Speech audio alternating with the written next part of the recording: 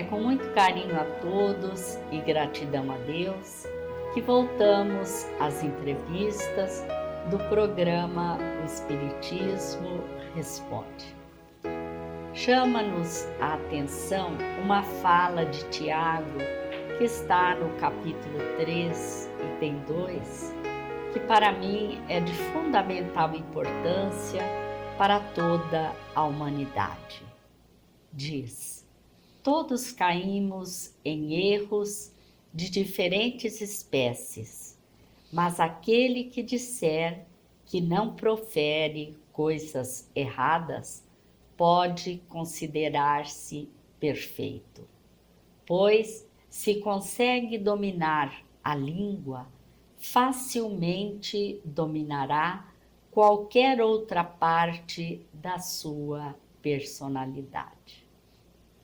A importância da palavra.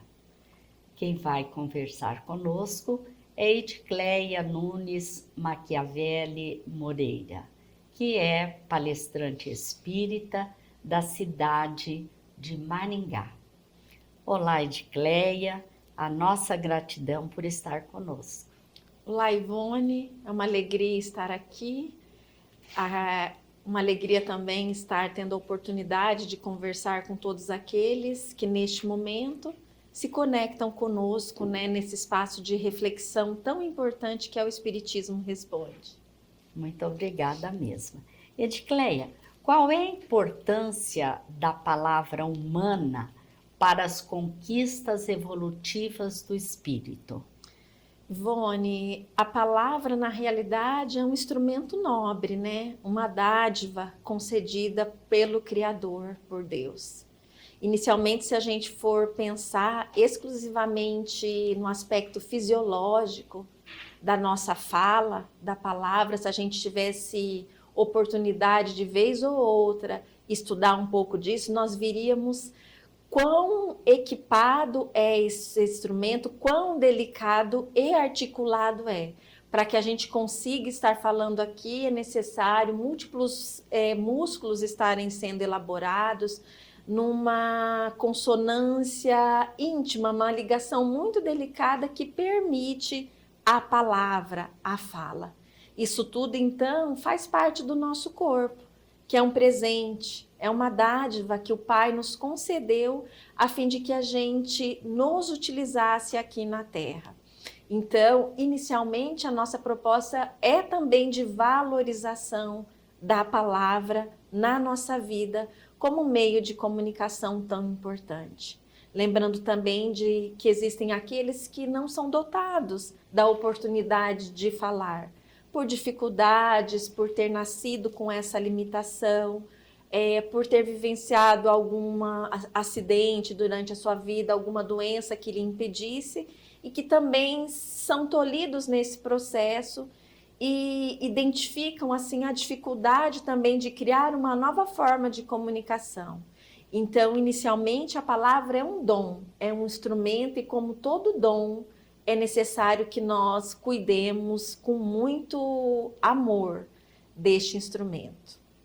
A palavra, Cleia, a gente observa quão diferente pode ser a repercussão de uma fala, de uma palavra, com relação à palavra, a verdade, quando ela é dita com sinceridade e franqueza rudes, ela pode retardar o progresso espiritual pela dor que ela causa ao outro? Os espíritos superiores, Ivone, os espíritos que se comunicam conosco através de múltiplas obras, no espiritismo, eles falam primeiro que a verdade ela não é igual para todos, embora ela seja absoluta. Nós às vezes detemos, pela nossa condição, pela nossa situação, pelo momento que vivemos, uma parte apenas dessa verdade. Ela é importante e ela sempre deverá ser utilizada em todos os momentos da nossa vida. Mas utilizar essa verdade, ela é algo valioso.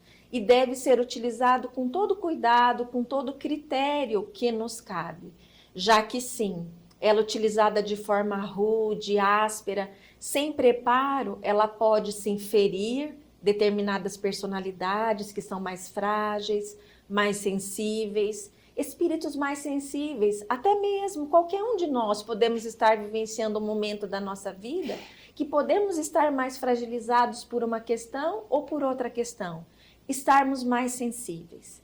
Eles dizem então que a verdade deve ser utilizada criteriosamente, com todo cuidado. Como a gente pensar isso? Às vezes eu preciso falar alguma coisa com alguém. Eu preciso entender qual é aquele momento, quais as palavras que eu utilizarei cuidadosamente para não ferir a suscetibilidade de determinadas pessoas. E se aquela informação naquele momento é o momento correto para ser levada e sou eu a pessoa que deva levar essa informação. A gente vê e ouve falar que existem tragédias consumadas por verdades ditas em momentos inapropriados.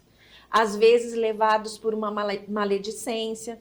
O fato era verdadeiro, mas foi levado pela pessoa errada, da forma errada, no momento errado. Uma amiga passou por um momento muito difícil, de muita dificuldade na vida, quando ficou sabendo que ela era filha de adoção. Seus pais não tiveram coragem, desde a sua infância, de levar essa informação para ela. E ela recebeu essa informação num telefonema de uma pessoa que falou para ela de forma muito agressiva com relação àquela questão. Esse fato trouxe para essa criatura um sofrimento muito grande, problemas realmente na sua existência, que ela demorou inclusive algum tempo para elaborar todos esses conflitos. Então, a nossa fala tem que ser sempre uma fala de construção, que tenha um cuidado generoso com aquele que nós pretendemos atingir. E como nós podemos desenvolver em nós características, elementos na comunicação que elabore e imprima um caráter fraternal nas relações? Porque a gente vê que, como você colocou, é muito importante como falar, né? Sim, passa pela autoeducação primeiro, pelo estudo, pela reflexão, pelo autoconhecimento, por adquirir cultura, por buscar um nível de espiritualidade maior, sobretudo buscando virtudes, pontos essenciais para que você atinja uma fala mais harmônica. Que virtudes são essas? A empatia, a atenção, o interesse, o cuidado, a proteção para com você e a proteção para com os outros. A importância da fala, a importância dessa comunicação cuidadosa, ela inclusive assim, ela ultrapassa as barreiras daquilo que a gente fala do campo moral dos nossos ensinamentos. A própria sociedade atual tem identificado nas empresas, na sociedade, o quanto a comunicação, uma comunicação dosada, ela poderia evitar determinados conflitos. As grandes empresas, inclusive, têm buscado até mesmo formas de elaborar um formato de comunicação entre os seus pares, entre superiores, a fim de que diminua esse tipo de conflito. Há pouco tempo lemos uma obra de um psicólogo, não é uma obra espírita, mas é um psicólogo da área que fez essa obra destinada à comunicação interpessoal e também ao campo profissional. Ela se chama Comunicação Não Violenta, o autor é Marshall. Ele fala exatamente disso, da empatia que nós devemos gerar em cada tipo de comunicação, buscando diminuir o máximo dos conflitos estabelecidos nas relações a que estamos vinculados. E a doutrina espírita nos ensina que a palavra, o diálogo dentro dos nossos lares, ou nos ambientes de trabalho, em qualquer ambiente, ele extrapola, não é? A relação ali pontual. extrapola pelas vibrações, não é, Cleia? Atingindo, inclusive, pessoas fora do contexto. Nossa, tão importante isso que você falou, Ivone, essa questão de extrapolar o campo fluídico. Primeiro, porque a gente pensa que comunicação é só quando eu verbalizo, mas comunicação ela é muito mais ampla, porque eu me comunico intimamente e espiritualmente com Deus, quando eu me ligo às esferas superiores, comunico-me com os bons espíritos, mas também comunico com aqueles espíritos que estão em níveis inferiores, mais ignorantes que nós, e o Espiritismo nos ensina que nós estamos inseridos naquilo que se chama fluido universal. Os nossos pensamentos, então, atingem, né, o outro. Ele ultrapassa as barreiras da nossa casa, ultrapassa as barreiras do nosso quarto. Então, às vezes, o que um companheiro nosso, um amigo, um irmão, um filho, uma filha, por exemplo, possam estar assistindo na televisão, a sua fala, as emanações, as palavras emitidas de raiva, de ódio, vinculam-se a ela múltiplos pensamentos. Alguém, por exemplo, que possa estar, eu evidenciava esses dias, né, numa reunião de amigos, eles estavam assistindo um jogo de futebol.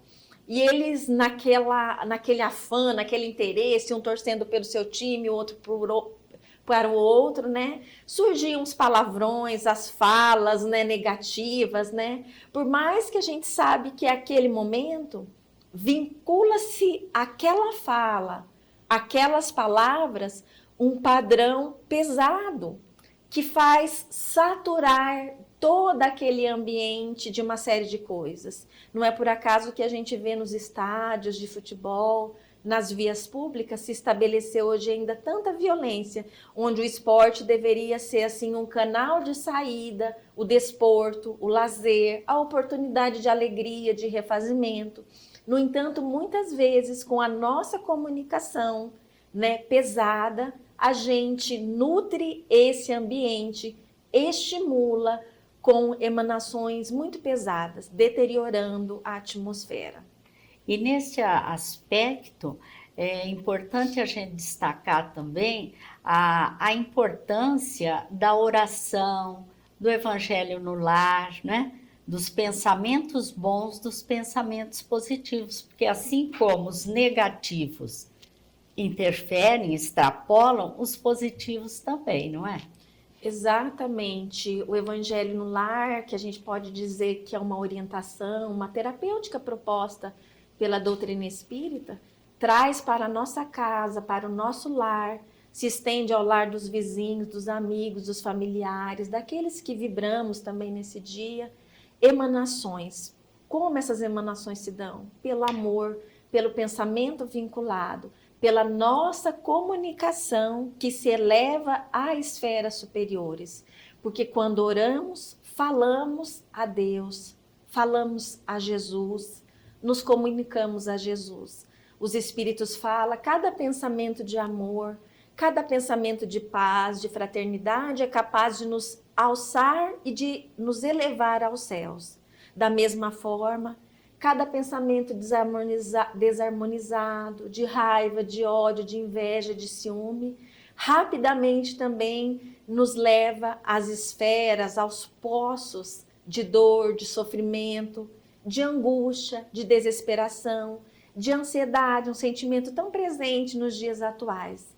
Então é necessário policiar também o nosso pensamento, a nossa comunicação, dosar a nossa fala, educar a nossa fala, buscar educar a nossa fala. É necessário às vezes também aprender a escutar, porque falar, comunicar-se também não é só falar, mas também é aprender a ouvir, escutar aquilo que está à nossa volta. Certo. Cleia, é possível exercer a caridade para conosco mesmo e para com o próximo através da comunicação? Sem dúvida. A caridade do verbo é uma proposta estabelecida pelos espíritos, né? A caridade do verbo, da fala. Ela inicia-se, eu compreendo, principalmente essa caridade, já que caridade é o amor em ação, né, proposto por Paulo de Tarso, começa no exercício da oração. Da oração. Somos seres tão frágeis, Ivone, tão necessitados de oração nas nossas vidas, a fim de buscar o equilíbrio necessário das nossas emoções e dos nossos sentimentos, que na maioria das vezes nos vemos tão perturbados, dilacerados muitas vezes, perdidos, né, por tantas situações que nós somos convidados. Então, a caridade do verbo de nós para conosco mesmo, a fala do entendimento, nos orientando ao progresso, a fala com os outros, buscar às vezes identificar se nós não estamos sendo muito agressivos com as pessoas que estão à nossa volta, sobretudo com aquelas pessoas que são mais próximos a nós, porque o pudor das profissões, o pudor que a vida de relação às vezes já nos impõe um cuidado com os outros, embora às vezes vejamos, identificamos personalidades que não respeitam nem esses limites estabelecidos. Mas a maioria das vezes identificamos sim.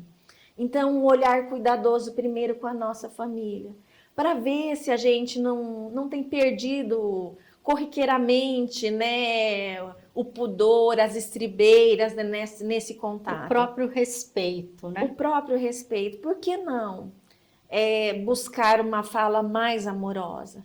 Buscar se liberar do azedume, do mau humor também, da irritação que está meio que contumaz nas nossas vidas e estabelecer esse exercício, porque vai ser um exercício de amor. Primeiro na nossa casa, depois com os membros do nosso contato profissional, nós que trabalhamos nas lides, no movimento espírita, com aqueles que têm contato conosco, exercendo esse trabalho de bem, para com os outros e para conosco mesmo.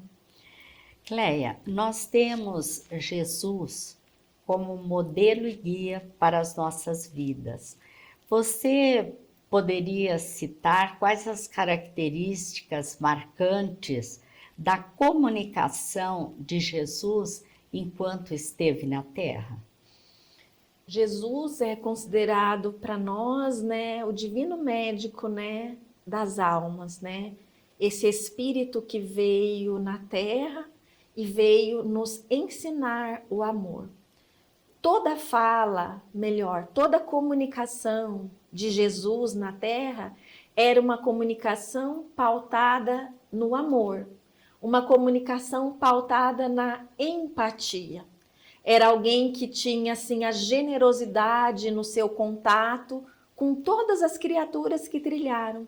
Embora ele estivesse muitas vezes cansado das questões que lhe se apresentavam, era alguém que tinha um olhar que conseguia dulcificar e harmonizar aquele que estava próximo dele. Jesus, os espíritos são muito claros e toda a história fala para nós que é um ser que muitas vezes se comunicava, falava sem palavras, apenas no contato do amor, do seu olhar, dizendo de alguém que conquistara um magnetismo na sua ascensão espiritual, que era capaz de comunicar a verdadeira virtude, que é a virtude do amor, da compaixão e da benevolência, apenas na presença daqueles que estavam com eles. É o nosso exemplo, é o modelo a ser seguido nos dias atuais. É importante considerarmos os ensinos do Cristo, trazer uma fala de Jesus a cada dia para a nossa vida, a fim de buscarmos nos harmonizar nos dias de tantas dificuldades. Ele falava: vinde a mim, todos vós que estáis aflitos e afadigados, que eu vos aliviarei, já que o meu jugo é suave e o meu fardo é leve. Falando de alguém que tinha as virtudes conquistadas na sua alma, alguém que só traz virtudes na sua existência, isso não traz peso para ele. O que nos pesa ainda? É a falta de virtude nas nossas vidas. Cleia, nós só temos a agradecer essas reflexões que você nos trouxe, né? Eu tenho certeza que muito contribuíram para todos nós. para nós, para os nossos telespectadores. Uma alegria, Ivone, ter participado desse momento. A gratidão a você, a todos que participam desse programa, o Espiritismo Responde. Nossa gratidão a Deus, a oportunidade de estarmos juntos. Obrigada. Muito obrigada mais uma vez. Muito obrigada a todos vocês por estarem conosco. Lembrando mais uma vez do site momento.com.br, onde encontrarão um excelente material através de mensagens do Momento Espírita. Desejamos a todos muita paz e até o próximo programa.